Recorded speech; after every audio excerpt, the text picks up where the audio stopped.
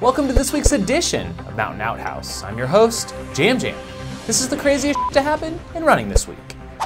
This week was absolutely packed, and stories include a Norman's 13 first attempt, new rim-to-rim record in the Grand Canyon, and which ultra runner is quitting beer drinking prior to his December 100-miler.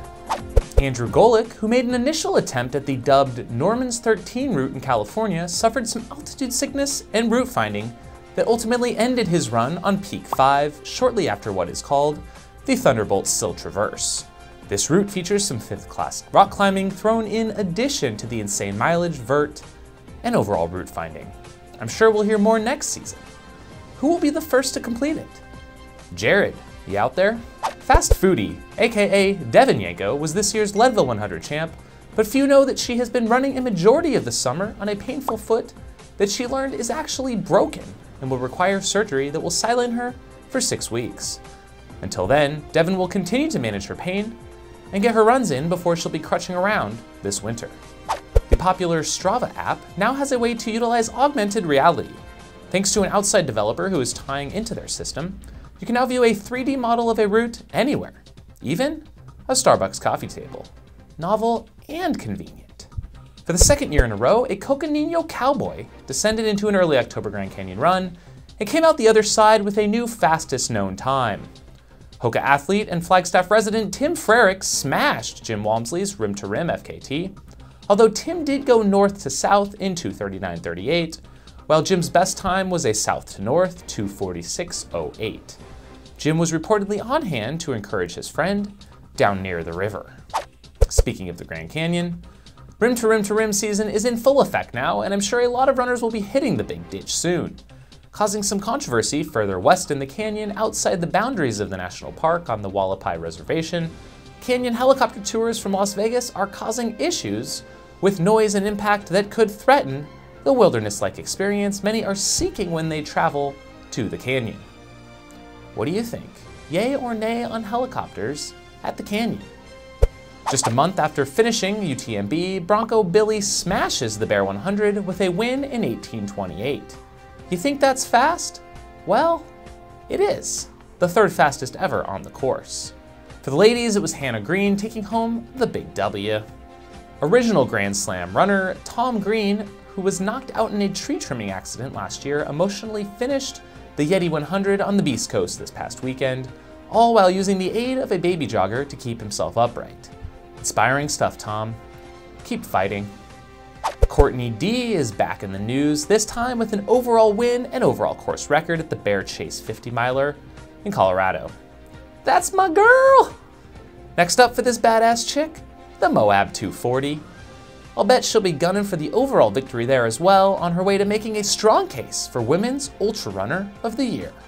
The USATF Trail Half Champs took place this weekend, and once again Joe Gray dominated with his now lucky number 13 national championship. For the ladies, it was Ashley Brasavon, a former high school cross-country national champ, who took a crushing 5-minute win over her competition. The races took place at Berkey Trail Run Festival in Wisconsin. The 153-mile Spartathlon in Greece saw likely its best weather ever, with highs only in the mid-70s Fahrenheit. Alexander Sorokin of Lithuania, whom you likely have never heard of, is now the second fastest Spartathlete ever, behind Janis Kouros, who won in 22 hours 4 minutes. Patricia Burenzowska of Poland is another name you should learn, as she just set a new course record with 24-hour 47-minute win. She is also the 24-hour world record holder and 2017 24-hour world champ.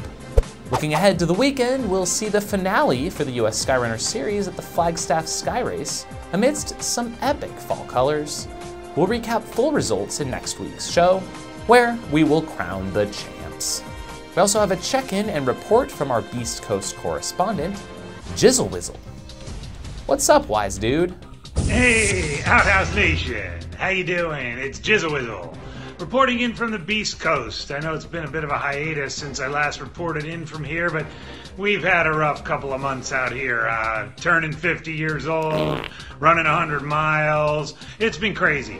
But we're back in the swing of things here, and October here in the Beast Coast means one thing, and that's the Grindstone 100 Miler, which goes down this weekend in the mountains of George Washington National Park. The only hard rock qualifier here in the Beast Coast, and one of the classics.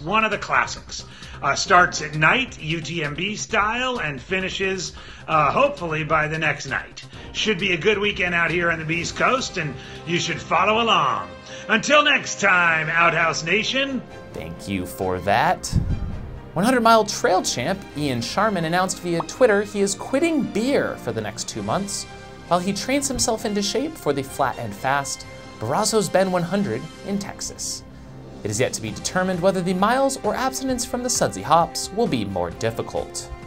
This week in clean sport, the 2017 World Mountain Running Long Distance champ Petro Mamu of Eritrea was disqualified after a positive test was obtained showing he was on a banned asthma medication without a temporary use exemption or TUE. He apparently cooperated with the IAAF and therefore benefited from a sentence reduction from 24 months down to just 9 months, meaning he will be eligible again for next year's mountain running champs. Not sure about you, but that seems a bit light, all things considered. Finally, Casey Neistat freaked us out this week when he announced via video ahead of an MRI prognosis that he may never run again. Listen. You hear that? Talk about major clickbait. Turns out he's just got to get some junk cleaned out of his knee. I'm good. Nothing permanent. I'm good. And I'm still running. I still say you got to hit up those trails, Casey. Thanks for tuning in, and we'll see you next time. If you have crazy stories to share or thoughts on the Norman's 13 route, tweet us or dip into our Instagram DMs at Mountain Outpost. Have a shitty week. A huge thank you to all of our Patreon supporters who pitch in every month to help make this show happen each and every week. Currently, those awesome supporters are voting on our next Outpost challenge. Currently in the lead, the Pumpkin Spice Latte Mile. Join the crew and you'll have first dibs at purchasing each week's pair of Jam Jam sunglasses as a bonus, not to mention other great perks. See ya.